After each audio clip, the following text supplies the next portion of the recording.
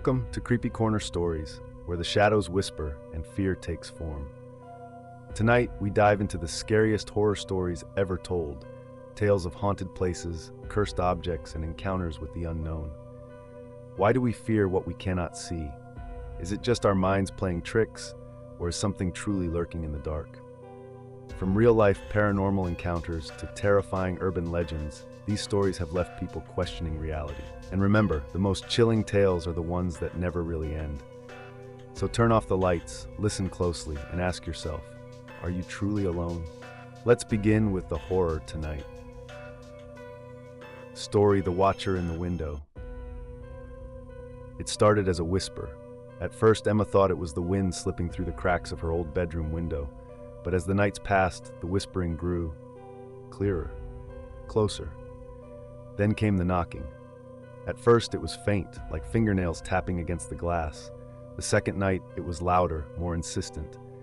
On the third night, as she lay frozen in bed, the knocking turned into scraping. Something was outside. Something wanted in. Heart pounding, Emma reached for her phone to turn on the flashlight. That's when she saw it. Pressed against the window was a face, pale, hollow-eyed, grinning. Its mouth was stretched too wide, lips cracked and bleeding, its breath fogging up the glass. But the worst part? Its eyes weren't looking at her. They were looking past her. Emma's stomach twisted as she realized it wasn't trying to get in. It was watching something behind her. She felt the breath on her neck before she could even turn. And then everything went dark. Story: The Man in the Keyhole. Lena had always loved old hotels, the eerie hallways, the vintage decor, the feeling of stepping back in time.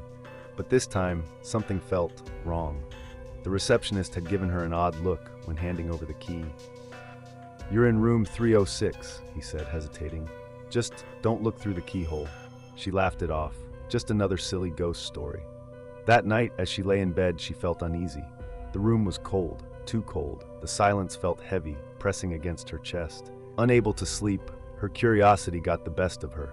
She went to the door. She bent down and peeked through the keyhole. At first, she saw nothing, just a deep crimson red, like someone had draped a cloth over the peephole. Confused, she returned to bed, but sleep never came. Something felt off. The next morning, she mentioned it to the receptionist. His face went pale. "People say that room is haunted," he murmured. "Years ago, a man murdered his wife in there. Ever since, guests have reported strange things." Lena's stomach twisted. "But what about the keyhole?" The receptionist swallowed hard. "That's because she's still there, and her eyes, they're completely red." Story: The Smiling Thing. Jack had always hated walking home alone at night, but his car was in the shop, and the last bus had already left. The streets were empty, the air unnervingly still. He shoved his hands into his pockets and picked up the pace. That's when he heard the footsteps. Soft at first, just a faint shuffle behind him. He turned. No one was there. He walked faster. The footsteps followed. Jack's heart pounded. He was only a few blocks from home now. He glanced back again, still nothing. But when he turned forward, his breath caught in his throat. Someone was standing under the streetlight ahead, a tall, thin figure, perfectly still. Their head tilted to one side as if studying him. Jack swallowed hard and stepped to the side to cross the street. The figure moved with him, slow and deliberate, never breaking eye contact. That's when he saw the face, or rather the smile. A grin stretched impossibly wide, frozen, unnatural. Too many teeth, too perfect, too wrong. The figure didn't blink, didn't breathe, just stood there smiling. Jack ran. He sprinted the last block to his apartment, heart slamming against his ribs. He fumbled with his keys, threw the door open, and locked it behind him. Safe.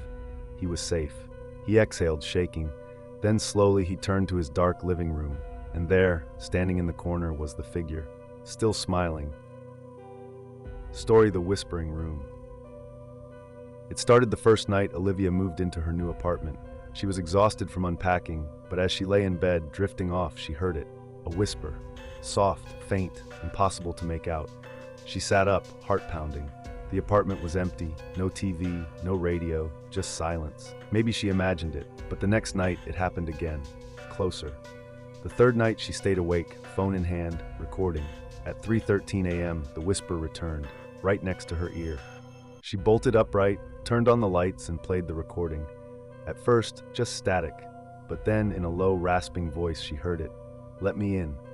She barely had time to scream before the closet door, which had been closed, slowly creaked open. Story: The Reflection That Stayed. Mia had always hated the old mirror in her grandmother's house. It was massive, stretching from floor to ceiling, its surface warped with age.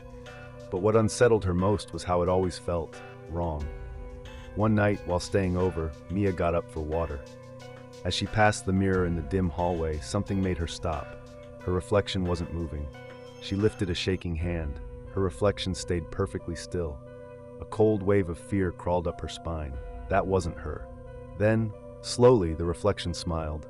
Not a normal smile. A wide, twisted grin that stretched too far, revealing teeth that weren't hers. Mia stumbled back, heart pounding. The reflection took a step forward. She turned and ran, slamming the bedroom door behind her. She didn't sleep, she didn't move. And when morning finally came, she knew she had to check. The mirror was empty, her reflection was gone, and then a whisper behind her. "Found you." Story: The Thing Under the Bed. Liam had always slept with one foot dangling off the bed, until the night something grabbed it. It started as a tickle, a light brush against his skin. Half asleep, he pulled his foot back under the covers. But then fingers wrapped around his ankle, cold, thin, and impossibly long. His breath caught in his throat. He yanked his foot up, heart hammering. Silence. Maybe he imagined it. Maybe it was just his mind playing tricks. Then, from the darkness beneath his bed, he heard it. A slow, scratching sound, long nails dragging against the wood. His pulse pounded in his ears. He didn't want to look. He couldn't look. But then a voice, low, raspy, inhuman, whispered from the shadows below him. "I thought you were asleep." The bed shifted. Something was crawling out. Story: Don't Answer the Door. It was almost midnight when Ben heard the knock. 3 slow, deliberate taps. He froze. No one ever knocked this late. His apartment was on the 4th floor, and the building's front entrance was always locked. No buzz from the intercom, no footsteps in the hall, just knocking. 3 more taps. Louder. His phone buzzed. A text from his neighbor across the hall. "Don't open the door, no matter what you hear." Ben's blood ran cold. He stared at the door, heart hammering. The knocking turned to pounding. Then a voice. "Ben, let me in." His stomach twisted. They knew his name, the peephole. He had to check. He slowly stepped forward, pressing his eye to the glass. The hallway was empty. Then, a grin filled the peephole.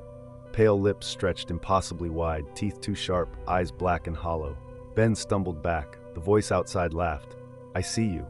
The doorknob started to turn. Story: The Last Passenger. It was past midnight when Ethan got on the last bus home. The streets were empty, the air heavy with silence.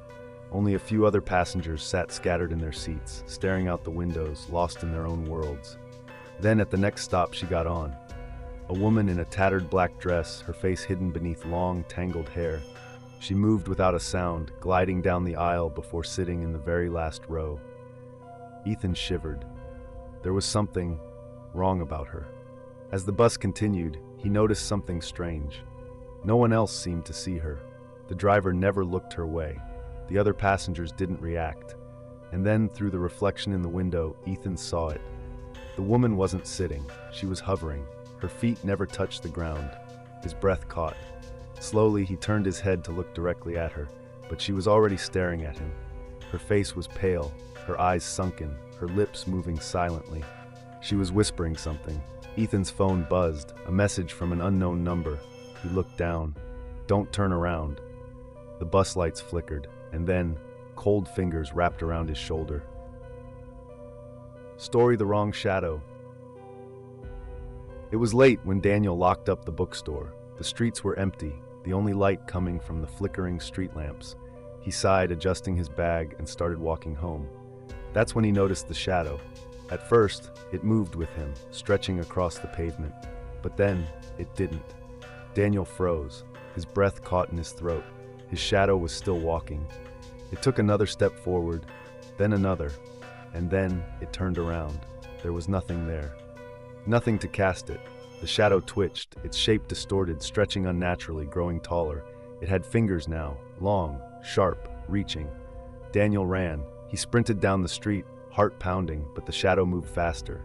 It glided across the pavement, stretching toward him. He reached his apartment, fumbling with his keys, shoving the door open. Safe. He was safe. Shaking, he turned on every light, checking the floor. His shadow was there, normal, perfectly normal. He let out a breath. Maybe he imagined it. Maybe it was just exhaustion. Then he glanced at the mirror. His reflection had no shadow, and behind him, something else did. Story: The Room That Doesn't Exist. Mark had lived in his apartment for over a year, but somehow he never noticed the door at the end of the hallway. It was just there one day. Frowning, he ran his fingers over the old wooden frame. The paint was chipped, the handle rusted. How had he never seen it before? He tried turning the knob, locked. That night, as he lay in bed, he heard it. A soft knocking from inside the room. His stomach twisted. Maybe it was just the pipes. Maybe he was imagining it. But the next night, it happened again, louder, more insistent. On the third night, Mark had enough. He grabbed a crowbar and forced the door open. The room was empty. Dust covered the floor. The walls were cracked. There was nothing inside. No furniture, no windows, just an old, rotting smell, like something had been left to decay. Then he saw the footprints, a trail of them leading from the center of the room, straight to where he was standing.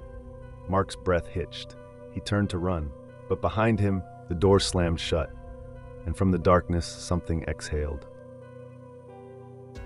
If you enjoyed this story and want more terrifying tales, don't forget to like, share, and subscribe to Creepy Corner Stories. Hit the bell icon so you never miss a new nightmare. Until next time, sleep tight if you can.